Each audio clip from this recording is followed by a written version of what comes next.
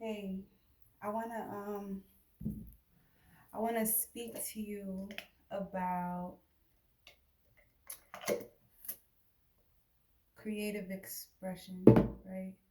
Your creative expression. And I want to share with you how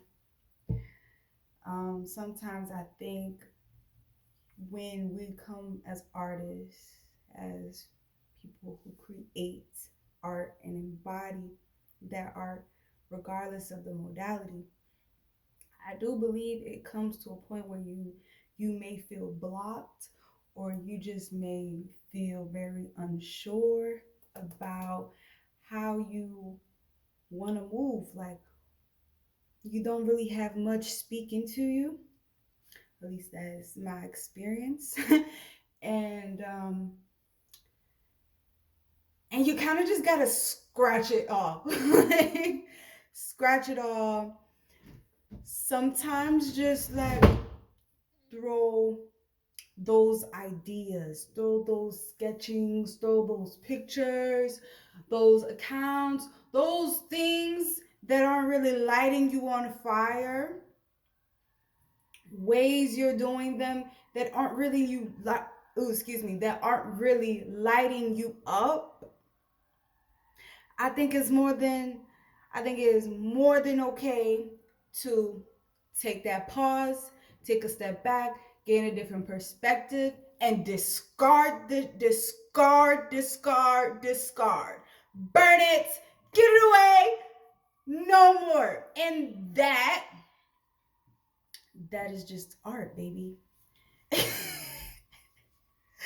I am gosh, I've art has been such an essential part of my experience in this life, in this body. Um, my favorite modality is movement, is dancing. I dance before I walk, before I spoke anything.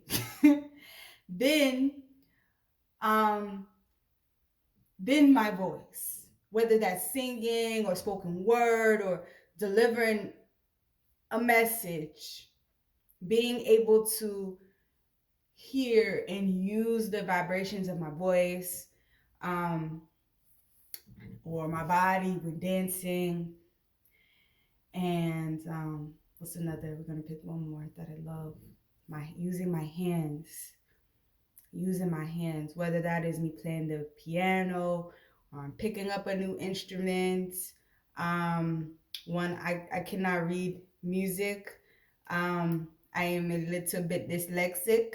And so things just mix mumbo jumbo. That shit looks crazy to me, but I have learned, had to teach myself how to play by ear. And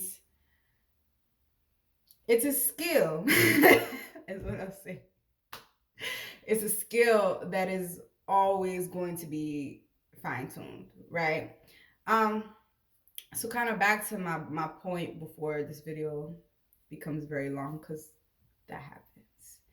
Um, I decided to scratch away just some things that I was creating that like I felt like my heart wasn't really in, and I was just kind of making do with like the residue, like leftover ideas from this time period and baggage from this traumatic ass experience and trying to infuse it into my art and make it beautiful. And I'm really not feeling that. You know? I'm not feeling a lot of heavy ass, dense ass energy, and I don't want to create from that place to be able to convey a story, because when you are an artist and or you create art and you embody that art, you are a storyteller. And the stories can be told through the way you capture a photo, through the lighting, the way that it changes, the lack of color, the depth of color, that's in black and white, um, through your words, the way you're writing, the way your penmanship looks when you're writing. What else? This is getting me excited. Oh, the way you're dancing or you're choreographing, like being intentional about your breathing.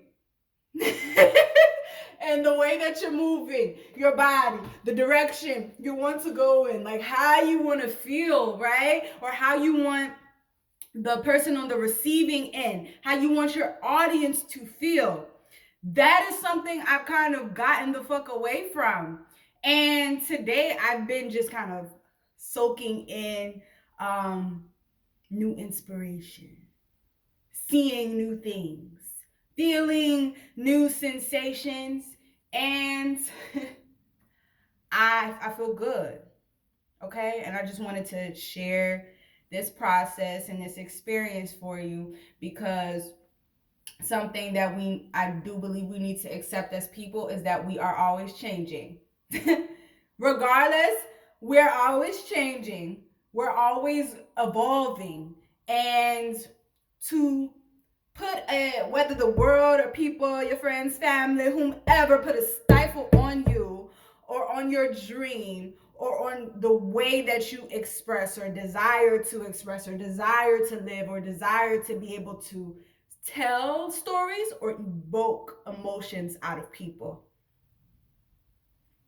There's no one or right way to do it, and there is no like, just because you've started something and you intended to see it through, and most times you did, and sometimes you just be like, nah, I'm not feeling that. But the ones that you really spend a lot of time into, let the work speak for itself.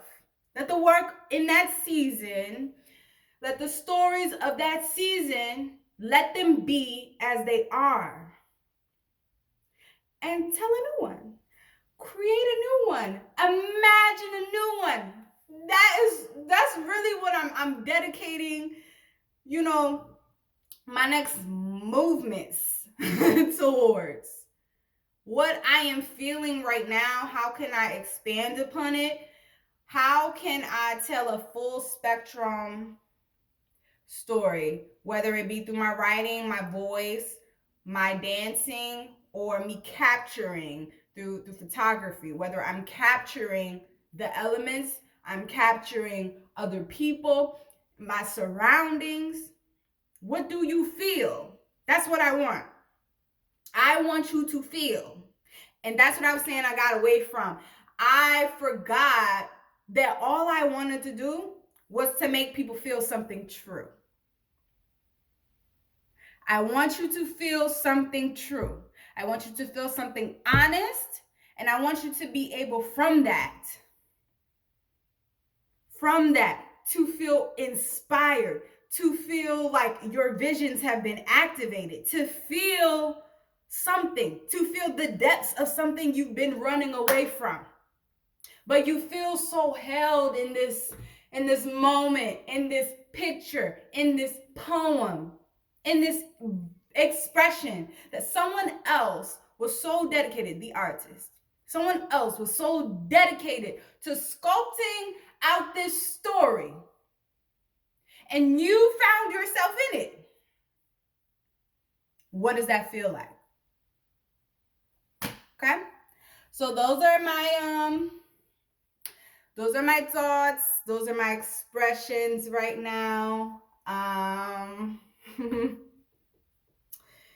Yeah, man. Sometimes I do impulsive things. I just deleted my whole. I'm good for deleting an account if I'm not feeling it anymore, or I just feel very tied to the energy that I created around it. I look at it like a new journal. Like I haven't. I'm sure it would be an amazing thing, right? To keep all of your journals or all of your paintings, all of the things that you've created, right? But sometimes that just don't happen. sometimes that just does not happen. And though you may not still be able to tangibly like look back at those stories, you know you lived them. You've been able to. Luckily for me, I listened to certain nudges when it was time for me to share. And regardless if I was scared or if I was doubtful or if other people were doubtful and didn't want to support, didn't know how to support, or I didn't really know how to fully step in and embody the energy I needed for myself, right? I'm so happy that I went ahead and published those books, even the ones I took down. I'm so happy I went and moved to that state. I'm so happy I went and did this and tried this and failed at this, because it makes me understand that my life, the decisions that I've made, the choices that I'm making are not in vain. The way that I physically look and the way that I physically feel is, one, it's a testament of God's favor in my life. It's a testament of my ancestors and my spirits that walk with me. It's a testament to me, to my heart, to my willpower. You understand? And so I am going to share that. Because I'm feeling that. I'm feeling that, like, I'm just feeling real, real good. And sometimes, a lot of the times, when people are so accustomed to seeing you down and accustomed to seeing you just, even if you're looking good externally, like you got this heavy ass shit on your heart, right? So you can't really move out light and free like you want to. Okay? And I'm just like, I'm happy. I'm happy with me. I'm happy with me, and I want to show that with the world. D is happy with her, and she want to share that with the world. Yeah. Okay.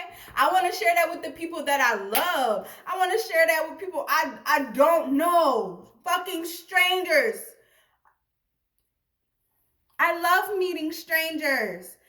I love traveling all across the fucking world and and taking a moment, right, to just listen. Listen to the people. Listen to the earth. Listen to the sounds around me. And then start just engaging with life. Like you just have to. You just have to be open to that. You have to be open to trying something you never have before. And letting that be the experience. Like, you trying something you haven't before could be the very experience that unlocks like everything for you. Everything for you.